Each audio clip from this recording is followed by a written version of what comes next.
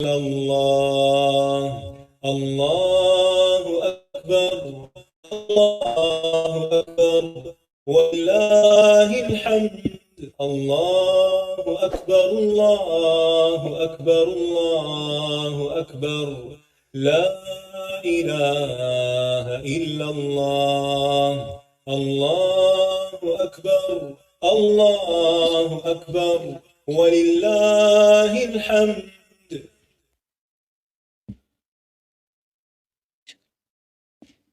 أعوذ بالله من الشيطان الرجيم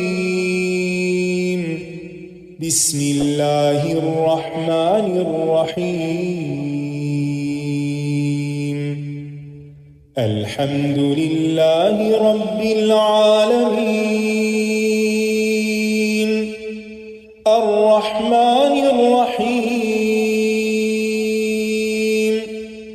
مالك يوم الدين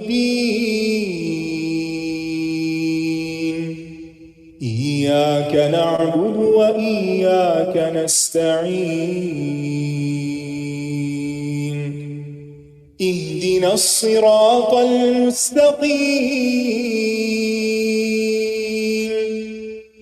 صراط الذين أنعمت عليهم غير المغضوب عليهم ولا الضالين.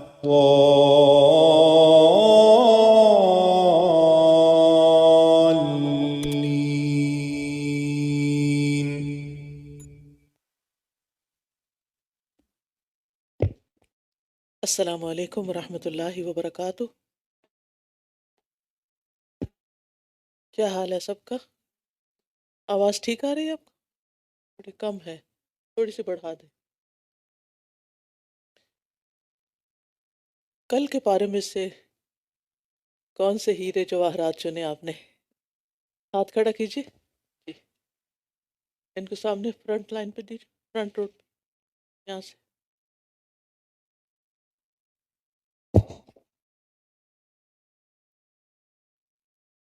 ان الحسنات یذہب سیئات، نیکی کیوں یذہبن کریں؟ السیئات. نیکی کیوں کریں؟ اللہ کی محبت. اوکے ٹھیک ہے. کل کے پوائنٹ میں آزمائشوں کے بارے میں بات ہوئی تھی. آزمائشیں گناہ دھونے کا سبب بنتی ہیں، اور آپ نے بتایا تھا اللہ کی رحمت حاصل کرنے کا سبب ہے، اور ایک سند ہمارے پاس آتی ہے کہ اللہ سبحانہ تعالیٰ ہمارے گناہوں کو دھو رہے ہیں. آزمائشوں میں صبر کرنا لازم ہے ہمیں. پیچھے دیجیے، ٹائم بچائیے جی. دین میں پورے کے پورے داخل ہو جاؤ، پک اینڈ چوز نہیں کرنا، سارے حکم اللہ کے ماننے ہیں ہمیں. ٹھیک ہے انشاءاللہ. ادھر دیجیے، ہاتھ ذرا اونچا کھڑا کریں تاکہ دیکھنے والا. علمی قوت جو ہے جسمانی قوت سے زیادہ مضبوط ہے، فائدہ مند ہے. جی استاذہ جی ماشاءاللہ، سمندر علم صرف کے ایک سمندر بات، میں غوطے آپ نے لگائے. بس ایک سیدھا جملہ الحمدللہ بولیں. جی. ایک ہیرا، اس میں سے باطل طریقے سے مال غصب، چوری، جھوٹ، ادھار واپس نہ کرنا، اجرت کھانا، دشمن کے ساتھ زیادتی بھی نہیں کرنی. ٹھیک. آیت 156 جب مصیبت پہ آئے تو قالو کہیں انا للہ و انا الیہ راجعون.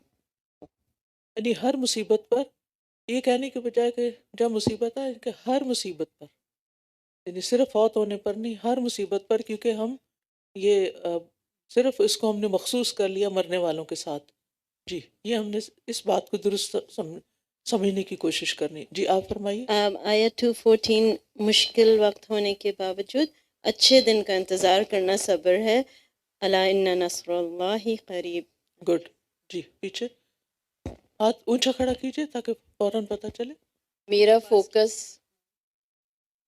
فوکس علم، عمل، صبر، شکر کے ساتھ اللہ کو راضی کرنا ہے.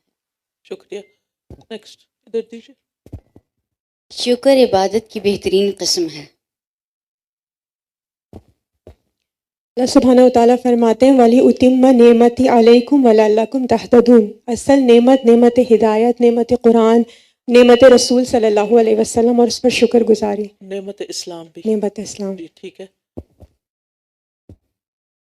اللہ سے تعلق مضبوط کرنے کے لیے ہمیں اس کی نشانیوں پر غور و فکر کرنا چاہیے. آپ نے کسی نشانی پہ غور و فکر کیا کل جا کر یہاں سے؟ جی ماشاء اللہ. اسپیشلی ہوتا ہے نا جب ہم پڑھ جی کے جاتے ہیں، ہم اپنے ساتھ ایک عہد باندھتے ہیں، آج ہم نے یہ کام کرنا ہے، پھر جا کے وہ کرتے بھی ہیں. ٹھیک ہے، جی جی کوشش کریں کہ وہ چیزیں شیئر کریں جو آپ ایکسپیرینس بھی کریں. ضرور انشاءاللہ. جی، پیچھے ان کو دیجیے. تکلیف پر مومن کا رویہ یہ ہوتا ہے کہ سب سے پہلے صبر، پھر تکلیف پر راضی ہو جانا، پھر مصیبت پر بھی شکر ادا کرنا اور اللہ سے ناراض نہ ہونا. گڈ. وآت البیوت من ابوابہا، ہر کام کو سیدھے طریقے سے کرنا. ٹھیک، ان کو دیجیے. رابعہ کو دیجیے. خیرات کے معاملات میں سابقون میں شامل ہونا چاہیے. نیکیوں کے معاملات میں، کیونکہ خیرات سے ہماری مراد عام طور پہ صدقات ہوتے ہیں.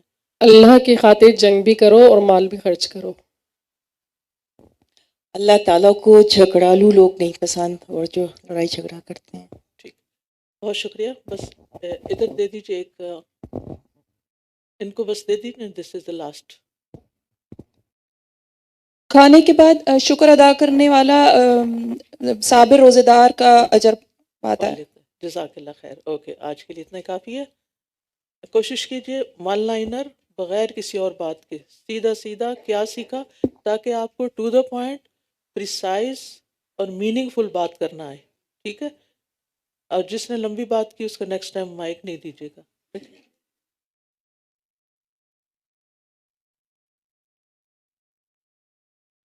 چلیے شروع کرتے ہیں. نحمده ونصلي على رسوله الكريم، اما بعد فاعوذ بالله من الشيطان الرجيم. بسم الله الرحمن الرحيم. رب اشرح لي صدري ويسر لي امري واحلل عقدة من لساني يفقهوا قولي.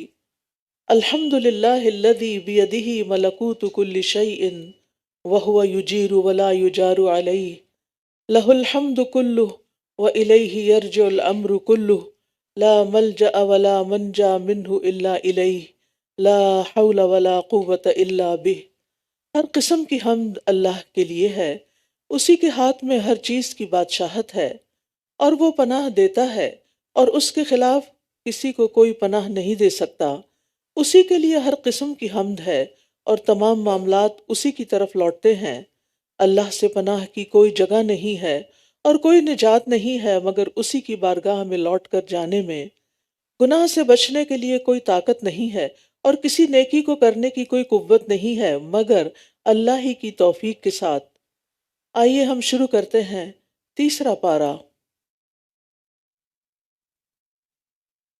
تلك الرسل فضلنا بعضهم على بعض منهم من كلم الله ورفع بعضهم درجات وآتينا عيسى ابن مريم البينات وأيدناه بروح القدس ولو شاء الله ما اقتتل الذين من بعدهم من بعد ما جاءتهم البينات ولكن اختلفوا فمنهم من بعد ما جاءتهم البينات ولكن اختلفوا فمنهم من آمن ومنهم من كفر ولو شاء الله ما اقتتلوا ولكن الله يفعل ما يريد. تلك الرسل فضلنا بعضهم على بعض منهم من كلم الله ورفع بعضهم درجات. یہ رسول ان میں سے بعض کو ہم نے بعض پر فضیلت عطا کی ہے. ان میں سے بعض وہ ہیں جن سے اللہ نے کلام کیا، اور ان میں سے بعض کو درجات میں بلندی عطا کی، اور ہم نے عیسیٰ ابن مریم کو واضح نشانیاں عطا کی اور روح القدس سے اس کی تائید کی. اور اگر اللہ چاہتا تو وہ لوگ جو ان کے بعد آئے واضح نشانیاں آ جانے کے بعد باہم نہ لڑتے، لیکن انہوں نے اختلاف کیا. پھر ان میں سے کچھ تو ایمان لے آئے اور ان میں سے کچھ نے کفر کیا، اور اگر اللہ چاہتا تو وہ باہم نہ لڑتے، لیکن اللہ کرتا ہے جو وہ چاہتا ہے۔ تلک الرسل سے مراد یہاں وہ رسول ہیں جن کا اس صورت میں ذکر آیا ہے۔ انبیاء کے مختلف درجات ہیں اور وہ فضیلت میں ایک دوسرے سے زیادہ ہیں، جیسا کہ سورۃ بنی اسرائیل میں آتا ہے وَلَقَدْ فَضَّلْنَا بَعْضَ النَّبِيِّينَ عَلَى بَعْضٍ، اور بلا شبہ یقیناً ہم نے بعض نبیوں کو بعض پر فضیلت بخشی ہے۔ اور ان سب انبیاء پر کس کو فضیلت حاصل ہے؟ محمد الرسول اللہ صلی اللہ علیہ وسلم کو۔ رسول اللہ صلی اللہ علیہ وسلم نے فرمایا، قیامت کے دن میں آدم کی اولاد کا سردار ہوں گا، اور سب سے پہلے میری قبر کھلے گی، اور سب سے پہلے میں شفاعت کروں گا، اور سب سے پہلے میری شفاعت قبول کی جائے گی۔ ایک اور مقام پر آپ نے فرمایا، انا ولد السید آدم ولا فخر، کہ میں اولاد آدم کا، انا سید ولد آدم ولا فخر، کہ میں آدم علیہ السلام کی اولاد میں سے سب کا سردار ہوں، لیکن اس میں کوئی فخر کی بات نہیں، باوجود اس کے کہ اللہ تعالیٰ نے آپ کو بہت بلند مقام عطا کیا تھا، لیکن آپ کے اندر عاجزی اور بندگی کی خو تھی۔ اسی طرح ابراہیم علیہ السلام کی بھی فضیلت ہے۔ انس بن مالک کہتے ہیں، ایک آدمی رسول اللہ صلی اللہ علیہ وسلم کی خدمت میں آیا اور اس نے عرض کیا، یا خیر البریہ، تو رسول اللہ صلی اللہ علیہ وسلم نے فرمایا، وہ تو ابراہیم علیہ السلام ہیں۔ اسی طرح آپ نے یہ بھی فرمایا کہ کسی بھی بندے کے لیے یہ کہنا جائز نہیں کہ میں یونس بن متی سے بہتر ہوں، یعنی آپس میں جھگڑے نہیں کرنے چاہیے اپنے اپنے نبی کی فضیلت بتا کر۔ اللہ نے جس کو فضیلت عطا کی اس کو عطا کر دی۔ وَلَوْ شَاءَ اللَّهُ مَقْتَتَلَ الَّذِينَ مِن بَعْدِهِمْ، اگر اللہ چاہتا تو ان کے بعد کے لوگ آپس میں نہ جھگڑتے۔ اس آیت میں رسول اللہ صلی اللہ علیہ وسلم کو تسلی دی گئی ہے کہ کفر اور ایمان میں لوگوں کا اختلاف تو پہلے سے ہی چلا آ رہا ہے۔ کوئی نبی ایسا نہیں کہ جس کی ساری امت ایمان لے آئی ہو، لہٰذا آپ ان کے انکار سے رنجیدہ نہ ہوں۔ اور بہت سے لوگوں نے اختلاف کب کیا؟ من بعد ما جاءتهم البینات ولکن اختلفوا، اس کے بعد کہ ان کے پاس بینات، واضح دلائل، روشن دلائل آ چکے تھے، لیکن پھر بھی انہوں نے اختلاف کیا، کیونکہ اختلاف عموماً ضد کی بنا پر ہوتا ہے۔ تو کچھ لوگ تو ایمان لے آئے، لیکن بعض نے ان میں سے کفر کیا، اور اگر اللہ چاہتا، اللہ کی مشیت یہ ہوتی کہ وہ اختلاف نہ کریں اور آپس میں ایک دوسرے کو قتل نہ کریں، ایک دوسرے سے لڑائی نہ کریں، تو ایسا ہو جاتا، لیکن اللہ تعالیٰ نے اپنی خاص مصلحت کے تحت انسانوں کو آزادی دی ہے کہ وہ جو کرنا چاہیں اس دنیا میں کریں، اور پھر اس کا انجام تو آخرت میں بھگتیں گے۔ پھر فرمایا، یا ایھا الذین آمنوا انفقوا مما رزقناکم من قبل ان یأتی یوم لا بیع فیہ ولا خلۃ ولا شفاعۃ والکافرون ھم الظالمون۔ اے لوگو جو ایمان لائے ہو، جو رزق ہم نے تمہیں دیا ہے اس میں سے خرچ کرو، اس سے پہلے کہ وہ دن آ جائے جس میں نہ کوئی خرید و فروخت ہوگی اور نہ کوئی دوستی اور نہ ہی کوئی سفارش فائدہ دے گی، اور کافر لوگ ہی دراصل ظالم ہیں۔ یہاں ایمان والوں کو بتایا جا رہا ہے کہ نیک اعمال اور خصوصاً صدقہ خیرات آخرت کی نجات کے لیے بہت ضروری ہیں۔ یہ ہے جملہ نوٹ کرنے کا، ٹھیک ہے، یاد رکھنے کا، عمل کرنے کا، کہ آخرت کی نجات کے لیے نیک اعمال اور خصوصاً صدقہ خیرات کام آتا ہے۔ انسان دنیا میں جو کچھ بھی اپنے پاس رکھتا ہے وہ سب کچھ چھوڑ کر اکیلا اللہ سبحانہ وتعالیٰ کے سامنے حاضر ہوگا۔ اس وقت انسان کو صرف اس کے اعمال ہی کام آئیں گے۔ تو اعمال میں خصوصاً صدقہ خیرات کو اپنے نجات کے لیے وسیلہ بناؤ۔ قیامت کے دن دنیاوی دوستی، رشتہ داری، سٹیٹس، سفارش کچھ کام نہیں آئے گی۔ صدقہ انسان کو جہنم سے بچانے کا ذریعہ ہے۔ نبی صلی اللہ علیہ وسلم نے فرمایا، تم میں ہر فرد سے اللہ تعالیٰ قیامت کے دن اس طرح کلام کرے گا کہ اللہ اور بندے کے درمیان کوئی ترجمان نہیں ہوگا۔ پھر وہ دیکھے گا تو اس کو آگے کوئی چیز نظر نہیں آئے گی، پھر وہ اپنے سامنے دیکھے گا اور اس کے سامنے آگ ہوگی۔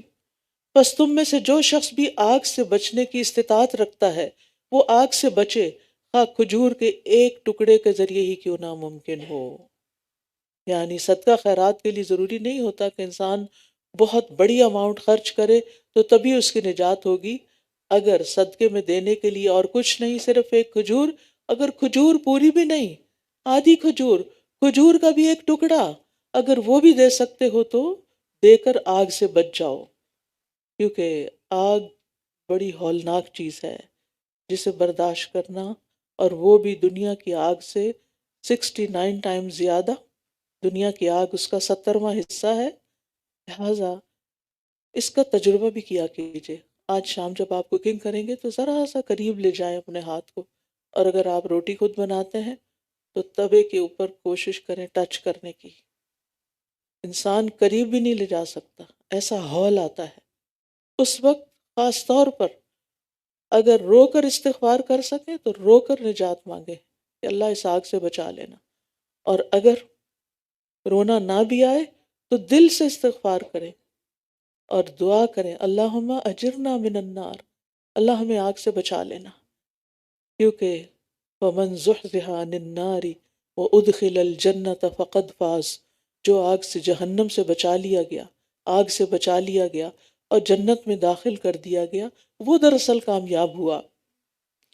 اس کے بعد قرآن مجید کی سب سے عظیم آیت، آیت الکرسی آتی ہے، اللہ لا الہ الا هو الحی القیوم لا تأخذہ سنۃ ولا نوم لہ ما فی السماوات وما فی الارض من ذا الذی یشفع عنده الا بإذنہ یعلم ما بین ایدیہم وما خلفہم ولا یحیطون بشیء من علمہ الا بما شاء وسع کرسیہ السماوات والارض ولا یؤودہ حفظہما وہو العلی العظیم۔ اللہ وہ ہے جس کے سوا کوئی معبود نہیں، وہ زندہ ہے، سب کو قائم رکھنے والا ہے، نہ اسے اونگ آتی ہے اور نہ نیند، آسمانوں اور زمین میں جو کچھ ہے اسی کا ہے، کون ہے جو اس کے اذن کے بغیر اس کے ہاں سفارش کر سکے؟ وہ جانتا ہے جو ان کے سامنے ہے اور جو ان کے پیچھے ہے، اور وہ اس کے علم میں سے کسی چیز کا احاطہ نہیں کر سکتے مگر جتنا وہ چاہے۔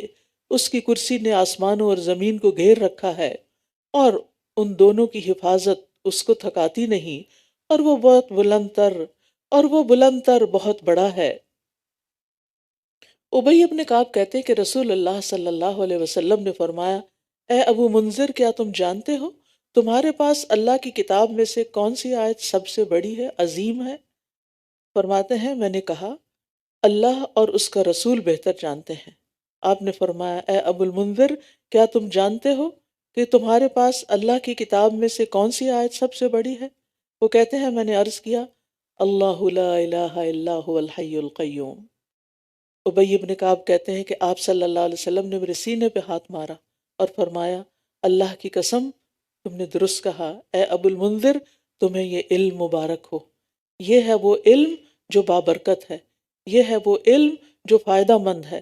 اللہم انی اسألک علما نافعا، جس کو یہ نہیں پتا کہ قرآن مجید کی عظیم ترین آیت آیت الکرسی ہے تو اس کے پاس وہ کون سا علم ہے جو اس کے لیے مبارک ہوگا۔ جو شخص، حدیث میں آتا ہے، جو شخص ہر فرض نماز کے بعد آیت الکرسی پڑھے اس کو موت کے علاوہ کوئی چیز جنت میں جانے سے روک نہیں سکتی، لہٰذا ہر فرض نماز کے بعد پابندی سے اس کو پڑھنا شروع کرے۔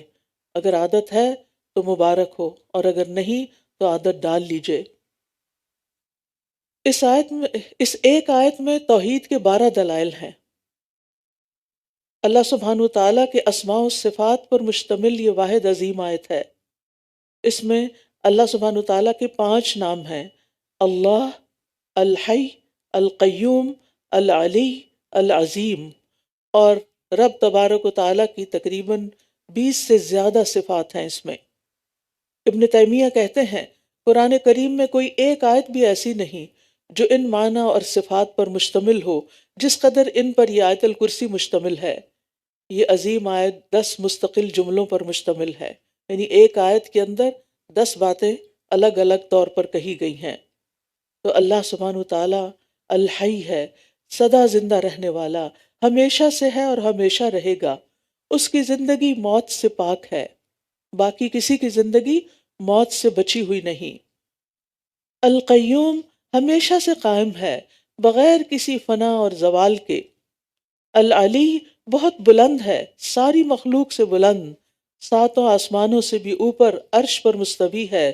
الرحمن علی العرش استوى، وہ جو رحمان ہے وہ عرش پر مستوی ہوا۔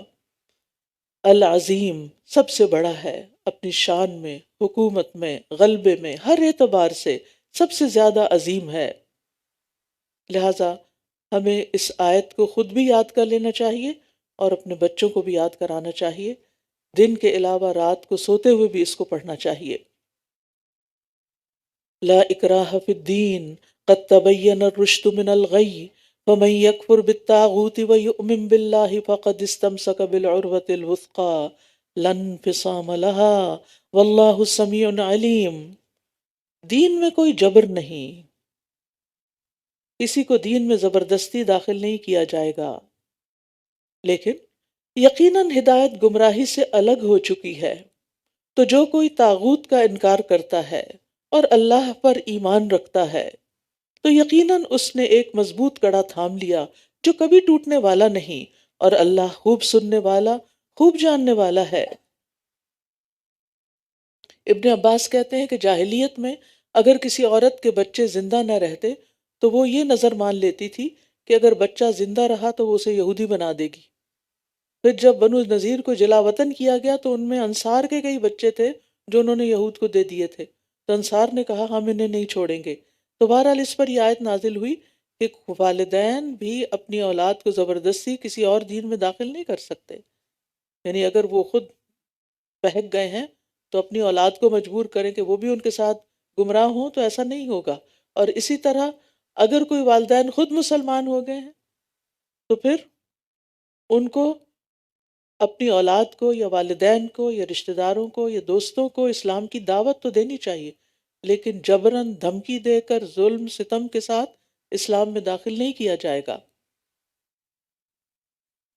یعنی جو بھی شخص مسلمان ہو سوچ سمجھ کر مسلمان ہو، کیونکہ اگر کوئی کسی پر زبردستی کرے گا تو اس کے دل میں ایمان تو نہیں آئے گا، وہ تو زبردستی کا ایمان تو قبول بھی نہیں ہے، پھر کیا فائدہ۔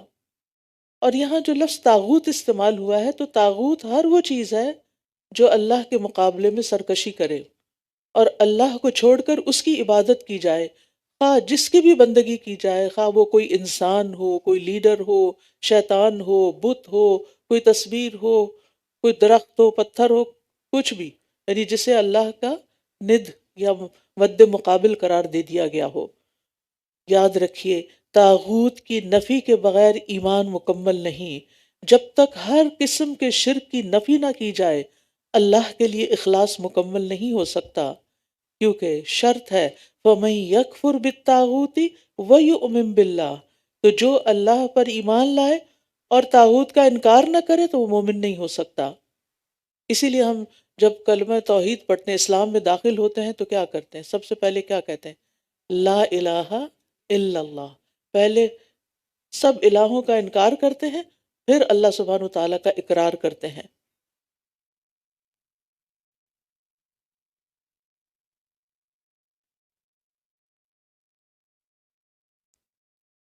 اللہ ولی الذین آمنوا یخرجہم من الظلمات الی النور، اللہ ان لوگوں کا دوست ہے جو ایمان لائے، وہ انہیں اندھیروں سے روشنی کی طرف نکال لاتا ہے۔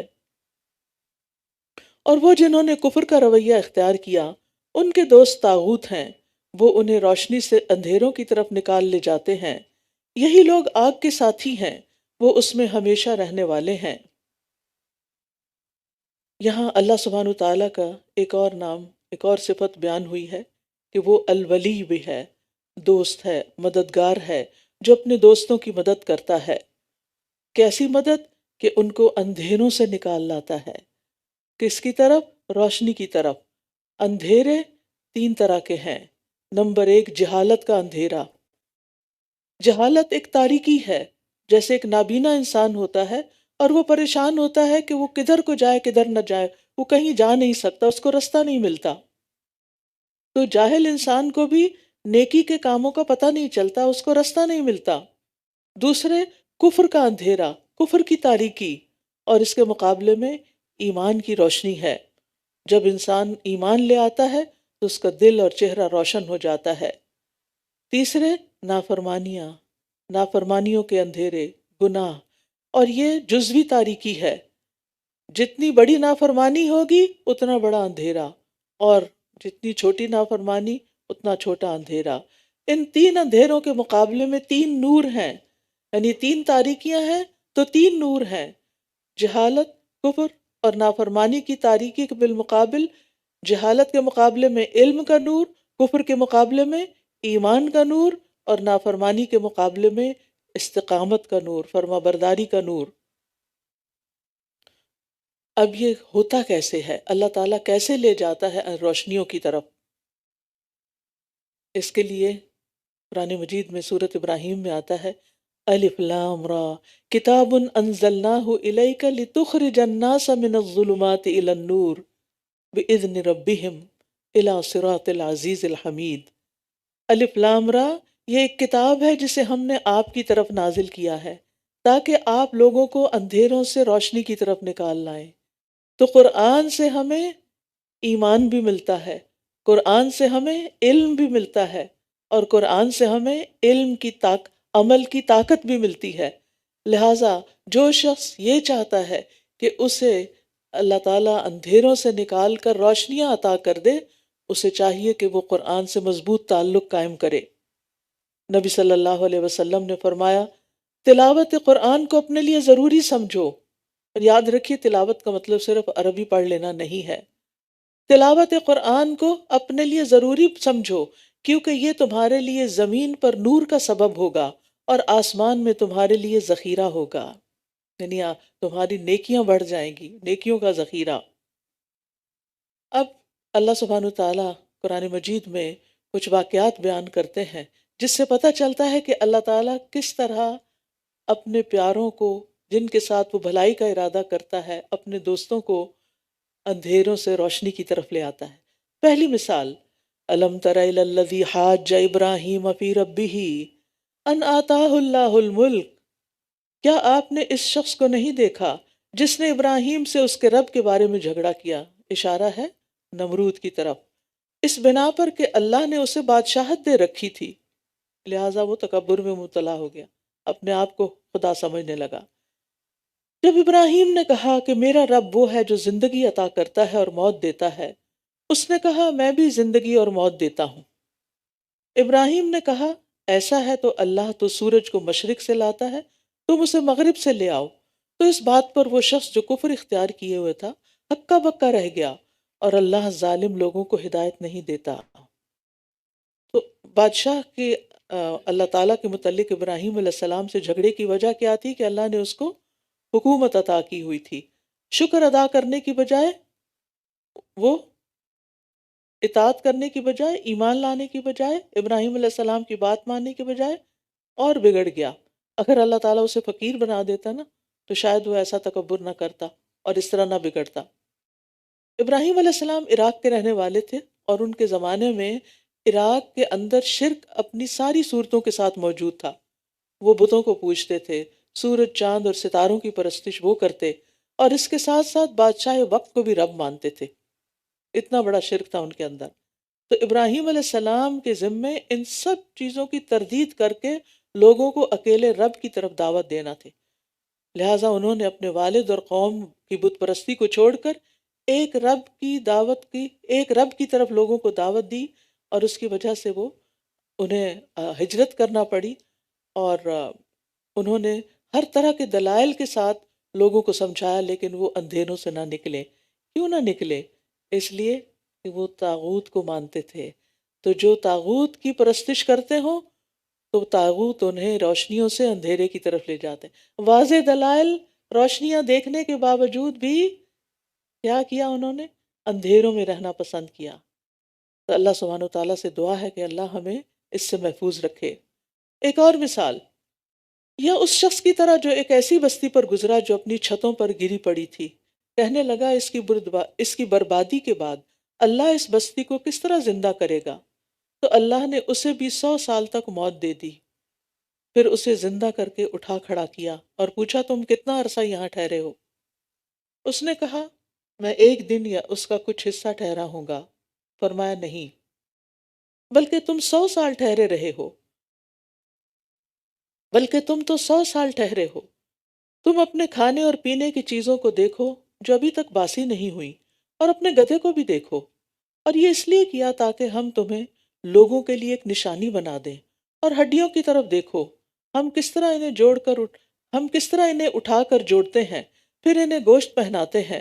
تو جب اس کے لیے یہ معاملہ خوب واضح ہو گیا تو کہنے لگا میں جان گیا ہوں کہ بے شک اللہ ہر چیز پر خوب قدرت رکھنے والا ہے، اللہ ہر چیز پر خوب قادر ہے، کمال قدرت والا ہے، اس کے اندر کسی قسم کی کوئی کمزوری، ناتوانی اور بے بسی نہیں، وہ جو چاہے بلا تردد، بلا رکاوٹ کر سکتا ہے، کوئی اس پہ غالب نہیں آ سکتا، نہ کوئی اس کو عاجز کر سکتا ہے۔ لہٰذا آپ دیکھیے کہ کس طرح اللہ تعالیٰ نے اس شخص کے شک کو یقین سے بدل دیا۔ اس کے دل میں بعض روایات میں آتا ہے کہ یہ عزیر علیہ السلام تھے، بہرحال کوئی یعنی کہ اس میں حتمی بات نہیں کہی جا سکتی، لیکن مثال اس بات کی دی جا رہی ہے یہاں کس طرح اللہ تعالیٰ نے اس شخص کو اندھیرے سے نکال کر روشنی کی طرف کی رہنمائی کی، کہ اس کے سامنے وہ سارا منظر پیش کر دیا اپنی قدرت اور طاقت سے کہ کس طرح اللہ تعالیٰ مردوں کو زندہ کر سکتا ہے، اور کس طرح اجڑی ہوئی یہ بستیاں قیامت کے دن ان میں مرے ہوئے لوگ سارے کے سارے اللہ کے سامنے حاضر ہو جائیں گے۔ اور پھر ایک تیسری مثال، اور وہ وقت بھی یاد کرو جب ابراہیم علیہ السلام نے کہا اے میرے رب مجھے دکھا کہ تو مردوں کو کس طرح زندہ کرے گا۔ فرمایا کیا بھلا تم ایمان نہیں رکھتے؟ اس نے کہا کیوں نہیں، لیکن اس لیے تاکہ میرا دل مطمئن ہو جائے۔ فرمایا تم 4 پرندے لے لو، پھر انہیں اپنے سے مانوس کر لو، پھر ان کو ذبح کر کے ہر پہاڑ پر ان کا ایک حصہ رکھ دو، پھر انہیں بلاؤ، وہ سب تمہارے پاس دوڑتے ہوئے آ جائیں گے، اور جان لو کہ بے شک اللہ بہت زبردست خوب حکمت والا ہے۔ ابراہیم علیہ السلام اللہ تعالیٰ کے پیغمبر تھے، اللہ تعالیٰ کے فرشتے اور احکامات ان کے پاس آتے تھے، ان کو مردوں کے جی اٹھنے میں کوئی شک نہیں تھا، مگر انہوں نے اسے آنکھوں سے دیکھ لینا چاہا، عین الیقین کا مرتبہ حاصل کرنے کی خواہش کی۔ انسانی عادت ہے کہ وہ کسی چیز کو جاننے کے بعد پھر اسے آنکھوں سے دیکھنا بھی چاہتا ہے، اور دیکھ کر جو یقین آتا ہے وہ صرف سن کر نہیں آتا، ان دونوں چیزوں میں فرق ہوتا ہے۔ اگرچہ علم کانوں سے بھی سن کے حاصل کیا جاتا ہے، لیکن جب آپ اس کو خود اپنی آنکھوں سے دیکھتے ہیں اور پڑھتے ہیں تو پھر اس میں اور طرح کا یقین ہوتا ہے۔ چنانچہ ابراہیم علیہ السلام نے علم الیقین کے بعد عین الیقین کا مرتبہ حاصل کرنے کی خواہش کا اظہار کیا، اور پھر اللہ سبحانہ وتعالیٰ نے ان کی یہ خواہش پوری کر دی، اور کس طرح ابراہیم علیہ السلام کے ہاتھوں ہی پرندوں کو ذبح کروا کے ان کی روح پرواز کر گئی، اور انہیں دور دور پہاڑوں، کیونکہ پہاڑ جڑے ہوئے تھوڑی ہوتے، ایک پہاڑ دوسرا دور دور ان کے گوشت کے ٹکڑے مکس کر کے رکھ کے، اور پھر کہا کہ بلاؤ ان کو جیسے تم پہلے بلاتے تھے، اور وہ سب دوڑتے ہوئے چلے آئے۔ کس طرح اللہ کی قدرت کے ساتھ، کیونکہ اللہ العزیز ہے، الحکیم ہے، وہ ہر چیز پر غالب ہے، عزت والا بھی اور غلبے والا بھی ہے، جو چاہے کر سکتا ہے، اور حکمت والا بھی ہے کہ ہر چیز کو سب سے بہتر انداز میں کرتا ہے۔ اس کی ذات اور صفات بے مثال ہیں، اور جیسا چاہے حکم دے اور جس سے جو چاہے کروا لے۔ اب جن کے اندر ایمان پختہ ہو جاتا ہے تو پھر وہ اللہ تعالیٰ کے حکم پر عمل کرتے ہیں۔ پیچھے ہم نے ایمان والوں کے لیے جو حکم پڑھا وہ کیا تھا کہ اللہ کے مال میں سے خرچ کرو۔ اب یہاں انفاق فی سبیل اللہ کے بارے میں کچھ آیات آئیں گی۔ مثل الذین ينفقون اموالهم فی سبیل اللہ کمثل حبۃ انبتت 7 سنابل فی کل سنبلۃ 100 حبۃ واللہ یضاعف لمن یشاء واللہ واسع علیم۔ جو لوگ اپنے مال اللہ کے راستے میں خرچ کرتے ہیں ان کے خرچ کی مثال ایک دانے کی طرح ہے جس نے 7 بالیاں اگائیں، یعنی 7 شاخیں نکلی اس میں سے، جس کی ہر بالی میں 100 دانے ہوں، اور اللہ جس کے لیے چاہتا ہے اور بھی زیادہ بڑھا دیتا ہے، اور اللہ وسعت والا خوب جاننے والا ہے۔ یہاں فی سبیل اللہ سے مراد اللہ کا راستہ، یعنی اسلام کے راستے میں، دین کے راستے میں، دین کی ترقی کے لیے، خیر و بھلائی کو عام کرنے کے لیے اپنا مال خرچ کرنا مراد ہے۔ رسول اللہ صلی اللہ علیہ وسلم نے فرمایا، جس نے اللہ کی راہ میں کوئی چیز خرچ کی اس کے لیے اس کا 700 گنا لکھا جاتا ہے۔ چھوٹی سی مثال، مثلا آپ کسی کو کوئی ایک کارڈ دیتے ہیں کہ یہ پڑھ لو، کوئی اسلام کے بارے میں پیمفلٹ دیتے ہیں، کہیں بل بورڈ پر قرآن کی کوئی آیت لکھوا کے لوگوں میں اسلام کی تعلیم کو عام کرتے ہیں، یہ سب کیا ہے؟ فی سبیل اللہ، یعنی فی سبیل الاسلام، اسلام کی ترقی کے لیے لوگوں کو دین کی تعلیم دیتے ہیں، لوگوں کتابیں چھپواتے ہیں، کتابیں بانٹتے ہیں، یا اسی طرح کو آج کل جیسے سوشل میڈیا کے ذریعے دین کی تعلیم کو عام کیا جا رہا ہے، یا ادارے بنائے جاتے ہیں، یا پھر اداروں کی مینٹیننس ہوتی ہے۔ یہ سارے کام کس لیے ہیں؟ کسی کی ذات کے لیے نہیں ہوتے، یہ دین کی تبلیغ کے لیے، دین کو عام کرنے کے لیے۔ اس راستے میں جب آپ اپنا مال خرچ کرتے ہیں، بھلے اپنے اوپر ہی کیوں نہ خرچ کر رہے ہوں، مثلا آپ یہاں پر آتے ہیں، اپنی گاڑی میں گیس ڈلواتے ہیں، تو اب ظاہر ہے کہ آپ کو دنیا کا تو کوئی فائدہ ہو نہیں رہا، لیکن آپ نے یہ کس نیت سے خرچ کیا؟ اللہ کے راستے میں جانا ہے۔ تو اللہ کے راستے میں جب آپ خرچ کرتے ہیں اپنے پر یا دوسروں پر، تو یہ اللہ سبحانہ تعالیٰ کے نزدیک نہایت پسندیدہ ہے، اور اس کا اجر 700 گنا لکھا جاتا ہے۔ اور جیسی چیز خرچ کرتا ہے انسان، ویسی ہی قیامت کے دن 700 گنا ہو کر ملے گی۔ ابو مسعود کہتے ہیں کہ ایک آدمی نے اللہ کے راستے میں ایک اونٹنی صدقہ کی جس کی ناک میں نکیل بھی پڑی ہوئی تھی، تو رسول اللہ صلی اللہ علیہ وسلم نے فرمایا، قیامت کے دن یہ 700 اونٹنیاں لے کر آئے گا جن کی ناک میں نکیل پڑی ہوگی۔ جو اس نے دیا ہے 700 گنا بڑھا کر اس کو واپس لوٹایا جائے گا۔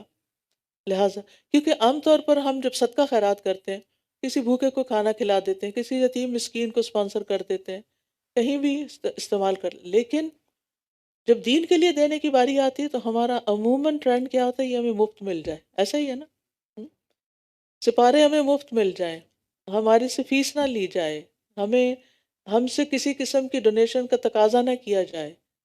گڈ، ٹھیک ہے، دین کا علم فری ہی ہونا چاہیے، لیکن آخر کوئی تو خرچ کرے گا جس کی وجہ سے فری ہو سکے گا۔ اور اگر سارے لوگ صرف لینے والے ہوں اور دینے والا کوئی بھی نہ ہو تو یہ کام کیسے چل سکتا ہے؟ تو ہر نیکی کا اجر 10 گنا ہوتا ہے، لیکن دین کے راستے میں خرچ کرنے کا اجر 10 سے 700 گنا تک ہے۔ الذین ينفقون اموالهم فی سبیل اللہ ثم لا يتبعون ما انفقوا منا ولا اذى لهم اجرهم عند ربهم ولا خوف علیہم ولا هم يحزنون۔ جو لوگ اپنے مال اللہ کے راستے میں خرچ کرتے ہیں، پھر خرچ کرنے کے بعد نہ احسان جتاتے ہیں اور نہ ہی اذیت دیتے ہیں، ان کے لیے ان کا اجر ان کے رب کے پاس ہے، اور ان پر نہ تو کوئی خوف ہوگا اور نہ ہی وہ غمگین ہوں گے۔ تو یہاں یہ بتایا جا رہا ہے کہ خرچ اللہ کی رضا کے لیے جب کیا جائے تو کسی کو بھی دے کر احسان نہ جتایا جائے، یعنی کسی کو یہ نہ کیا جائے کہ میں نے تو اتنا یہاں ڈونیٹ کیا ہے اور مجھے تو کوئی عزت نہیں دی جاتی، مجھے تو کوئی کسی کرسی پہ نہیں بٹھایا جاتا، اور اس طرح کے مختلف احسانات جتانا کہ میں نے بہت کچھ کیا اور مجھے ریٹرن کچھ نہیں مل رہا۔ یہ ریٹرن آپ نے بندوں سے نہیں لینا، اللہ سے لینا ہے، لہٰذا اس کو تو مینشن بھی نہیں کرنا۔ اسی لیے عام طور پر الہدا میں کیا ٹرینڈ ہے کہ باکسز رکھ دیے جاتے ہیں کہ جن میں خاموشی سے لوگ ڈال دیں جو ان کے اور اللہ کے بیچ میں راز ہو، اور قیامت کے دن وہ ان کے لیے وہیں سے سب اللہ سبحانہ وتعالیٰ کے ہاتھ سے وہ پھر ایک گنا بڑھا ہوا اس کا اجر لیں۔ تو وہ عزت جو وہاں ملے گی اور وہ ریوارڈ جو وہاں ملے گا وہ یہاں تو کوئی بھی نہیں دے سکتا۔ اگر آپ دکھا کے بھی دیں گے تو کیا ہوگا؟ زیادہ لوگ کہیں گے واہ بھائی واہ بہت خرچ کرتا ہے، اس کے بعد کیا ہوگا؟ وہ بھول جائیں گے، اور کچھ دن کے بعد آپ بھی بھول جائیں گے، آگے کے لیے کچھ بھی نہیں رہے گا۔ لہٰذا فی سبیل اللہ اپنا وقت دیں یا مال دیں یا صلاحیتیں لگائیں یا اپنے اوقات کو والنٹیئر کریں، یہ سارے کا سارا صرف اور صرف اللہ کی رضا کے لیے کریں، کسی پر احسان نہ جتائیں۔ اچھا، احسان بعض اوقات ہم اپنی زبان سے جتاتے ہیں، لیکن بعض اوقات اپنے موڈز کے ذریعے، اپنے جیسچر کے ذریعے، اپنے رویے کے ذریعے، کہ وہ اس میں ہم کھچا کھچا رہنا شروع کر دیتے ہیں۔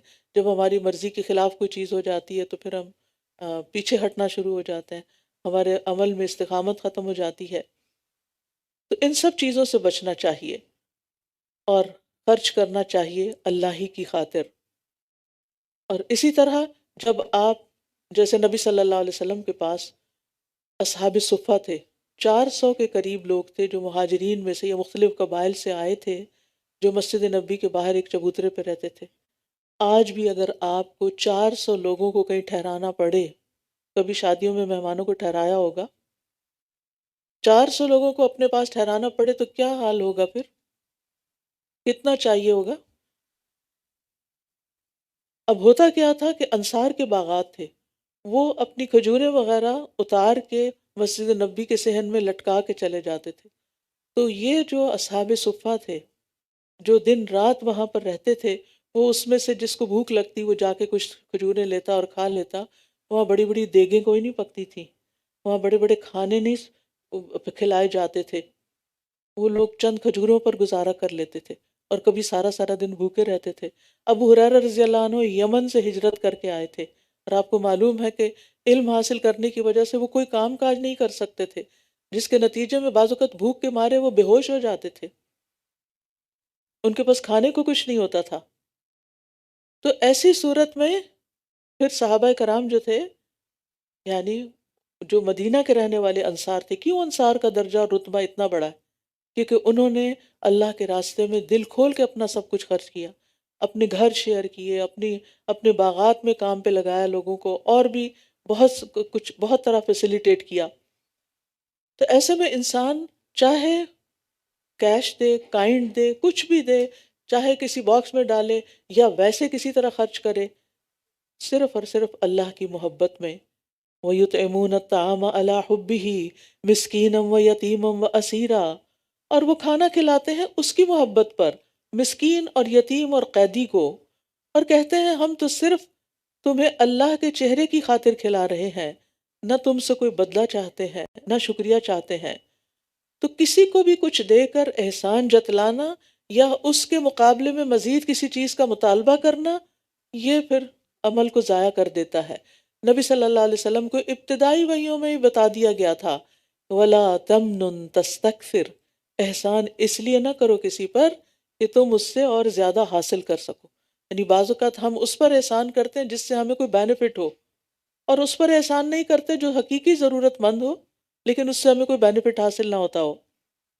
تو کسی کو کچھ دے کے احسان جتلانا کبیرہ گناہ ہے۔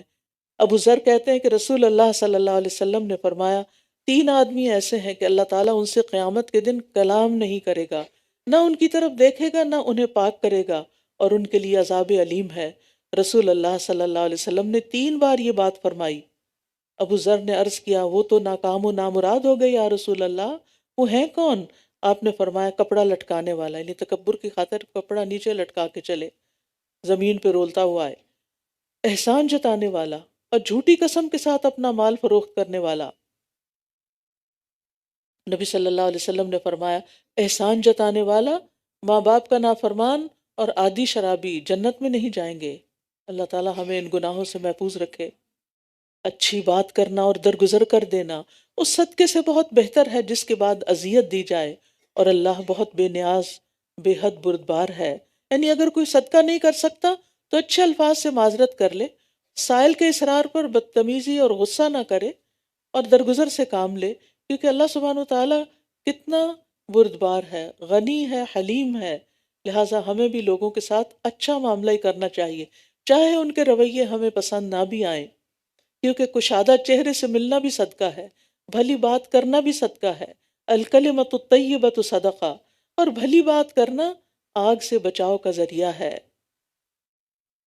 یا ایھا الذین آمنوا لا تبطلوا صدقاتکم بالمن والاذی، اے لوگو جو ایمان لائے ہو، اپنے صدقات کو احسان جتا کر اور اذیت دے کر ضائع مت کرو، اس شخص کی طرح جو اپنا مال لوگوں کو دکھانے کے لیے خرچ کرتا ہے اور اللہ اور یوم آخرت پر ایمان نہیں رکھتا تو اس کی مثال صاف چٹان کی طرح ہے جس پر مٹی ہو، پھر اس پر تیز بارش پڑے تو وہ اس کو صاف چٹان کی طرح چھوڑ دے، اور جو کچھ انہوں نے کمایا اس میں سے کسی چیز پر بھی یہ قدرت نہیں پائیں گے، اور اللہ کفر کرنے والوں کو ہدایت نہیں دیتا۔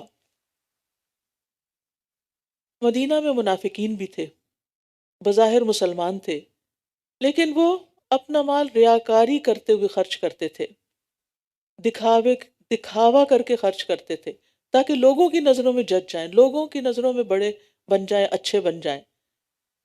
اس سے ایمان والوں کو منع کر دیا گیا کہ کسی کو صدقہ دینے کے بعد اس پہ ایک تو احسان نہیں جتاؤ، تکلیف نہیں دو، اور اسی طرح اس منافق کی طرح اپنے اعمال کو ضائع نہ کرو جو صرف دکھاوے کے لیے اپنا مال خرچ کرتا ہے اور اس کا اللہ تعالیٰ اور یوم آخرت پر ایمان نہیں۔ وہ شروع میں پڑھا تھا ہم نے نا، یا کہ وَمِنَ النَّاسِ مَن يَقُولُ آمَنَّا بِاللَّهِ وَبِالْيَوْمِ الْآخِرِ وَمَا هُمْ بِمُؤْمِنِينَ۔ کچھ لوگ کہتے ہیں ہم ایمان لائے لیکن وہ ہوتے نہیں ہیں مومن۔ تو یہ ان کی علامات ہیں، کیونکہ جس کو آخرت میں ملنے کا ریوارڈ واپس، یعنی جس کو آخرت میں بدلہ ملنے کا یقین ہو، اسے دکھاوے کا شوق نہیں رہتا، اس کو لوگوں کو دکھا کے مزہ بھی نہیں آتا۔ کچھ لوگ ہوتے ہیں تعریف کے بھوکے ہوتے ہیں، ہم ایسا کام کریں کہ لوگ بس ہماری واہ واہی کرتے رہیں۔ یہ بھی ایک خناس ہوتا ہے جو ذہن میں بھر جاتا ہے، اس سے بھی باہر نکلنا چاہیے۔ ہمیں ہماری اصل توجہ اس بات پہ ہونی چاہیے کہ ہم جو کچھ کر رہے ہیں وہ اللہ کی نگاہ میں قابل قبول ہے یا نہیں۔ تو یہاں ایک مثال دی گئی کہ جس طرح ایک ریاکار بظاہر خرچ کرتا نظر آتا ہے، لیکن حقیقت میں اس کی مثال صاف چٹان کی سی ہے جس پہ تھوڑی سی مٹی جمی ہو۔ ترابن تنوین جو ہے تقلیل کے لیے ہے، اور دیکھنے والا اسے قابل کاشت خیال کرے، لیکن جو ہی بارش ہو ساری مٹی دھل جائے اور پتھر کا پتھر باہر رہ جائے۔ تو اسی طرح ریاکار اپنے اعمال قیامت کے دن اپنے نامہ اعمال میں دیکھ نہیں پائیں گے، سب مٹ چکے ہوں گے۔ تو اوپر کی آیت مخلص مومن کے صدقہ خیرات کی مثال تھی جو صرف رضا الہی کے لیے خرچ کرتا ہے، اور یہ مثال منافق کی ہے، ریاکار کی ہے، جس کا ایمان ہی نہیں۔ پھر فرمایا اور جو لوگ اپنے مال اللہ کی رضامندی چاہنے اور اپنے دلوں کے جماؤ کے ساتھ خرچ کرتے ہیں، پورے اطمینان کے ساتھ، شرح صدر کے ساتھ، دل کے سکون اور خوشی کے ساتھ، ان کی مثال اس باغ کی طرح ہے جو اونچی جگہ پر ہو، جس پر تیز بارش برسے تو وہ اپنا پھل دگنا لائے، پھر اگر اس پر تیز بارش نہ بھی برسے تو فواری کافی ہے، اور جو عمل بھی تم کرتے ہو اللہ اسے خوب دیکھنے والا ہے۔ اب یہاں ریاکاروں کے مقابلے میں مخلص اہل ایمان کی مثال دی گئی ہے کہ ان کے اندر ایمان بھی ہوتا ہے، تثبیت قلب بھی ہوتی ہے، اور ان کے خرچ کرنے کی مثال اس باغ کی سی ہے جو کسی پرفضا اور بلند مقام پر ہو، اگر اس پر زور کی بارش ہو تو دوسرے باغوں سے دگنا پھل لاتا ہے، اگر زور کی بارش نہ بھی ہو تو ہلکی بارش ہی کافی ہے۔ یہی حالت مومن کے عمل کی ہے، وہ کسی صورت میں ضائع نہیں ہوتا بلکہ اللہ تعالیٰ اسے قبول کرتا ہے۔ زور کی بارش سے مراد زیادہ مال خرچ کرنا، اور طل یعنی شبنم سے مراد تھوڑا مال خرچ کرنا۔ اگر نیت درست ہے تو زیادہ خرچ کرنا زیادہ ثواب کا باعث ہے، اور تھوڑا خرچ کرنا بھی کام آ جاتا ہے۔ جیسے صاف ستھری زمین پر باغ ہو، جتنا می برسے گا اتنا ہی فائدہ زیادہ ہوگا، ورنہ تھوڑا بھی ہو تو باغ کو کافی ہو جائے گا۔ تو نیت اگر درست نہیں تو بڑے سے بڑا ڈھیر بھی مال کا خرچ کر دیں تو کچھ فائدہ نہیں۔ تو اللہ سبحانہ وتعالیٰ صرف خالص عمل ہی قبول کرتا ہے۔ حدیث میں آتا ہے، نبی صلی اللہ علیہ وسلم نے فرمایا، اے لوگو اپنے اعمال کو اللہ کے لیے خالص کرو، کیونکہ اللہ عز و جل اسی عمل کو قبول کرتا ہے جو خالص اسی کے لیے کیا جائے۔ اب دیکھیں قیامت کے دن کیا حسرت ہوگی لوگوں کو جب ان کے اعمال انہیں دکھائے جائیں گے کہ یہ عمل تھے جو تم نے لوگوں کے لیے کیے تھے، اللہ سبحانہ وتعالیٰ کے ہاں ان کا کوئی اجر آج تمہارے پاس نہیں ہے، تمہارے لیے نہیں ہے۔ اس وقت انسان کا حال کیا ہوگا کہ یہ میں نے کیا تھا، یہ میں نے دیا تھا، لیکن اس پر آج میرے لیے کچھ بھی اجر نہیں، ہاں کچھ بھی نہیں، یہ سب ضائع، ردی، بیکار، کنڈم، اللہ تعالیٰ کو پسند ہی نہیں آیا کیونکہ یہ اللہ کے لیے تھا ہی نہیں۔ کتنا بڑا دھوکہ ہے کہ انسان اس بات پہ خوش ہوتا ہے جس پہ لوگ خوش ہوں، اور وہ کام نہیں کرتا جس سے اللہ راضی ہو۔ تو اس دن سے بچنا، اس دن کا جو عدل ہے اللہ کا، اس سے ڈرنا چاہیے کہ ایسا نہ ہو کہ کیا کرایا ضائع ہو جائے، پانی پھر جائے۔ لہٰذا دعا بھی کرتے رہنا چاہیے کہ یا اللہ اگر مجھ سے ایسی غلطیاں ہوئی ہیں تو تو معاف کر دے، اور میرے وہ اعمال ری انسٹیٹ ہو جائیں، دوبارہ واپس آ جائیں۔ اللہ وہ سب تیرے لیے، جو ہو چکا تو ہو چکا، تو مجھے معاف کر دے اور آئندہ کے لیے توفیق عطا کر دے۔ پھر فرمایا کیا تم میں سے کوئی یہ چاہے گا کہ اس کا کھجوروں اور انگوروں کا ایک باغ ہو جس کے نیچے نہریں بہتی ہوں، اس کے لیے اس میں ہر طرح کے پھل ہوں، اور اسی حال میں اس کو بڑھاپا آ پہنچے اور اس کے بچے ابھی کمزور ہوں، تو اچانک اس پر ایک بگولا آ پڑے جس میں آگ بھری ہوئی ہو تو وہ جل کر راکھ ہو جائے۔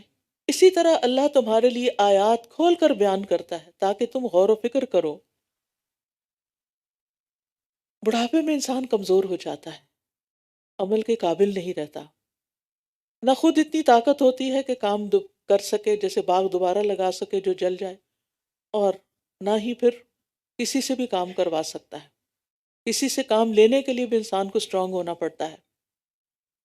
لہٰذا قیامت کے دن منافق کا یہی حال ہوگا کہ جو صدقہ خیرات اس نے ریاکاری سے کیا ہوگا اور اس کے اجر کی اس دن سب سے زیادہ ضرورت ہوگی، تو وہ سب کچھ ضائع ہو چکا ہوگا اور اب مزید نیکیاں کرنے کا وقت بھی نہیں رہے گا۔ صحیح بخاری میں ابن عباس کہتے ہیں کہ یہ مثال اس شخص کی ہے جو عمر بھر نیک عمل کرتا رہے لیکن آخر عمر میں اس کی سیرت بدل جائے۔ ساری زندگی اچھے کام کیے لیکن آخری عمر میں چھوڑ دیے اور نیک عمل کی بجائے برے عمل کرنے لگے۔ اس طرح وہ اپنی پہلی نیکیاں بھی برباد کر لیتا ہے، اور قیامت کے دن جو بہت تنگی کا وقت ہوگا وہ نیکی اس کے کچھ کام نہ آئے گی، اور اس نازک وقت میں اس کا عمل اس سے خیانت کرے گا۔ اللہ تعالیٰ ہمیں اس سے محفوظ رکھے۔ بہت ہی ڈرانے والی بات ہے۔ میں سوچ رہی تھی ان آیات کو پڑھتے ہوئے کہ اللہ سبحانہ وتعالیٰ نے کسی اور عمل کے بارے میں اتنی تفصیل سے نہیں بتایا جتنا صدقہ خیرات کے بارے میں بتایا کہ کیا قبول ہوگا اور کیا نہیں ہوگا، اور کس طرح کرو اور کیا کرو۔ کتنی تفصیلی انسٹرکشنز ہیں۔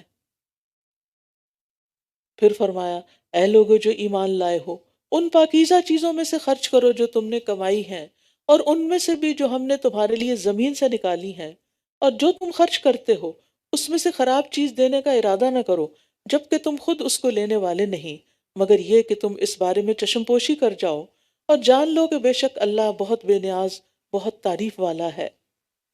قبولیت صدقہ کی ایک اور شرط ہے یہاں کہ چیز جو دی جا رہی ہے وہ عمدہ ہو، طیب ہو۔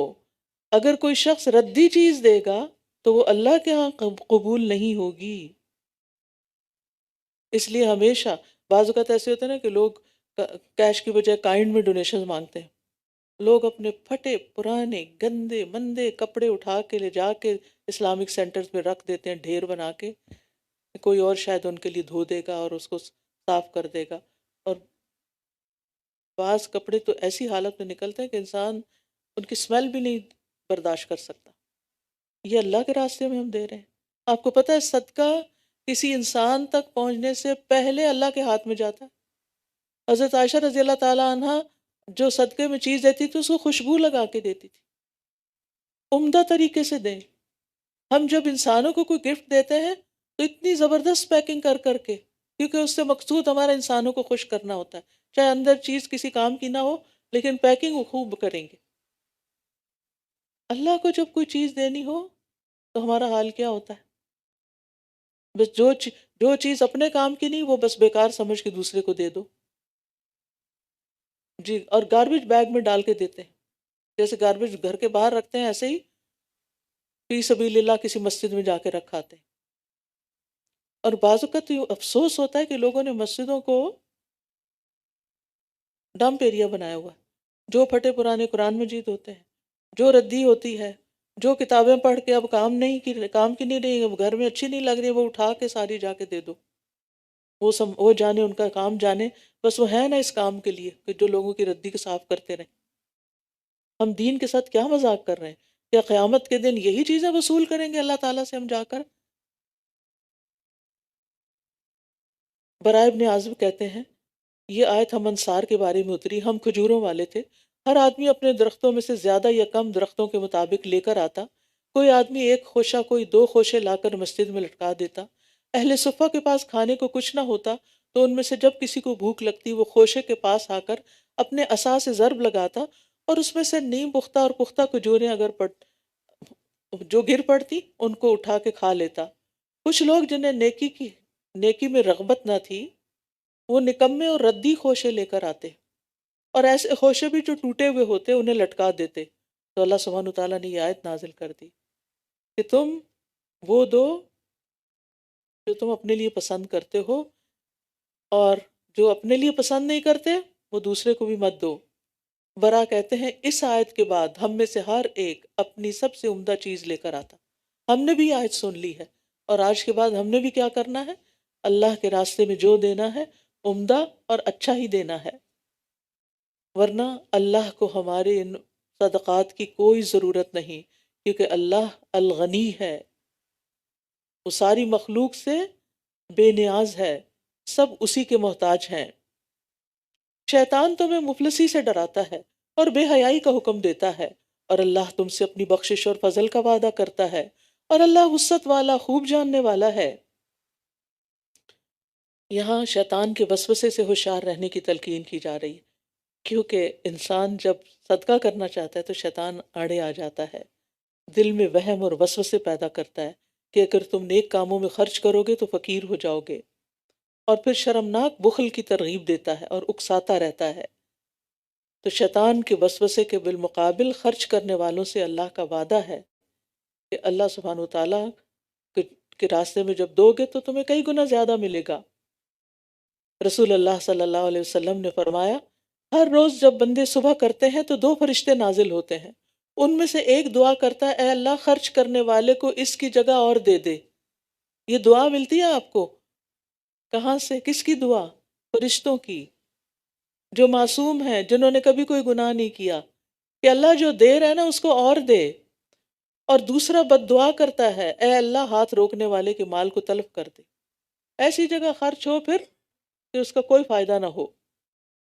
نبی صلی اللہ علیہ وسلم نے فرمایا صدقہ مال کو کچھ بھی کم نہیں کرتا، کم نہیں ہوتا، جو تمہاری قسمت کا اور آئے گا، برکت ہوگی، لیکن اس سب کے لیے حکمت چاہیے نا، تاکہ صحیح فیصلہ کر سکیں۔ فرمایا یؤت الحکمت من یشاء ومن یؤت الحکمت فقد اوتی خیرا کثیرا وما یذکر الا اولو الالباب۔ وہ جس کو چاہتا ہے حکمت عطا کرتا ہے، اور جس کو حکمت عطا کی گئی تو یقیناً اسے بہت زیادہ خیر سے نواز دیا گیا، اور نصیحت تو وہی قبول کرتے ہیں جو عقل والے ہیں۔ حکمت سے مراد صحیح فیصلہ کرنے کی صلاحیت ہے، اور اس سے مراد دین کا فہم، علم اور فقہ، صحیح بصیرت بھی لیا گیا ہے، اور حکمت سے مراد نبی صلی اللہ علیہ وسلم کی سنت بھی لی گئی ہے، کیونکہ آپ کی باتیں حکمت پر مبنی ہوتی تھیں، وزڈم والی ہوتی تھیں۔ قابل رشک ہے وہ انسان جس کو اللہ حکمت دے دے۔ رسول اللہ صلی اللہ علیہ وسلم نے فرمایا رشک 2 خوبیوں کے سوا کسی پر جائز نہیں، ایک وہ آدمی جسے اللہ نے مال دیا پھر وہ اسے حق کے راستے میں خرچ کرنے کی اور اسے حق کے راستے میں خرچ کرنے کی مکمل قدرت یعنی توفیق بھی دی، اور ایک وہ آدمی جسے اللہ نے حکمت عطا کی تو وہ اس کے مطابق فیصلے کرتا ہے اور دوسروں کو اس کی تعلیم دیتا ہے۔ تو یہ صرف صدقات کے بارے میں صحیح فیصلے نہیں بلکہ زندگی کے ہر معاملے میں، اور جو کچھ بھی تم نے خرچ کیا ہو یا کوئی نظر مانی ہو تو یقیناً اللہ اس کو جانتا ہے، اور ظالموں کے لیے کوئی مددگار نہ ہوگا۔ یہ یاد دہانی کرا دی گئی، جو کر رہے ہو نا، چاہے نظر مانتے ہو یا صدقہ کرتے ہو، اللہ کو پتہ ہے۔ نظر کیا ہوتی ہے؟ اپنے اوپر وہ چیز فرض کر لینا جو اصل میں فرض نہیں تھی، مثلاً کوئی نفل نماز یا روزہ یا صدقہ یا حج یا عمرہ وغیرہ۔ ایک نظر ہوتی ہے نظر مطلق اور دوسری ہوتی ہے معلق۔ مطلق یہ ہے کہ کوئی شرط لگائے بغیر صرف اللہ کی رضا کے لیے اپنے اوپر کسی نیکی کو لازم کر لینا، کہ مثلاً میں اللہ کو خوش کرنے کے لیے آئندہ سے تہجد کی نماز پڑھوں گا یا عمرہ کروں گا یہ نظر اللہ تعالیٰ کو بہت محبوب ہے کہ آپ ایک کمٹمنٹ کر رہے ہیں کسی نفل کام کی، فرض تو ادا کرنا ہی ہے، کسی نفلی کام کی کمٹمنٹ کری آپ نے، اس سے اللہ تعالیٰ کی محبت حاصل ہوتی ہے آپ کو۔ دوسری نظر معلق ہے، کسی شرط کے ساتھ نظر، اگر میرا فلاں کام ہو گیا تو میں فلاں نیکی کروں گا، مثلا